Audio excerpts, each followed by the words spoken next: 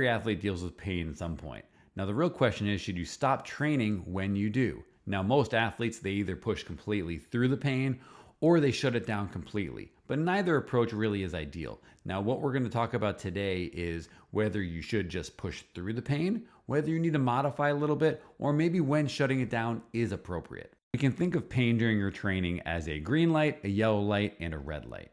Green light pain is that dull or mild discomfort that maybe you feel during your warm-ups. Let's think like a little knee ache that you get as you walk into the gym. But as you get moving, you get warmed up, the pain goes away, but it's never more than mild. It never alters the way you move. You don't have to compensate. It actually gets better as you're a little bit more active. And then most importantly, the next day, your symptoms are no worse. Maybe you're even feeling a little better from the workout and the movement that you did. Next up is yellow light pain. This is pain that is more noticeable and may be affecting your performance. It causes you to potentially compensate a little bit and may even get a little bit worse as you perform exercises that impact the affected area.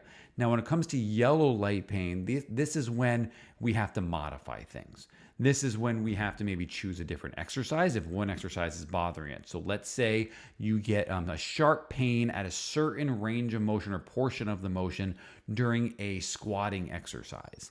Well, that is when we may have to modify to, let's say, a split squat, for example, or maybe we need to do something a little bit more machine-based, some other option that isn't replicating the pain or the symptoms that you're experiencing that then may linger afterwards as well.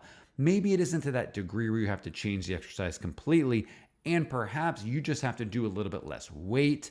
Maybe you don't do as many reps, as much volume, or as many sets. So you have a lot of different variables you can play with, but what differentiates yellow light pain from green light pain is that yellow light pain doesn't necessarily get better as you continue to move around, and you do have to modify in order for that body part to feel good.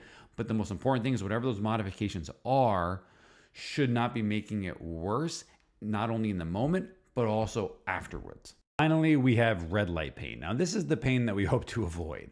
This is the pain that is sharp, it's intense, it fundamentally changes the way you move, and when you work out, it definitively makes it worse as you do it. You may even get little pins and needles, tingling, feelings of instability, some catching, popping, any of these types of symptoms. If you have anything like that where it's progressively and definitively getting worse and any of those other symptoms that I described, that's where we need to immediately stop what you're doing and then see somebody to get it looked at to determine exactly what is going on. So we make sure that our exercise routine is not worsening an issue that already is problematic.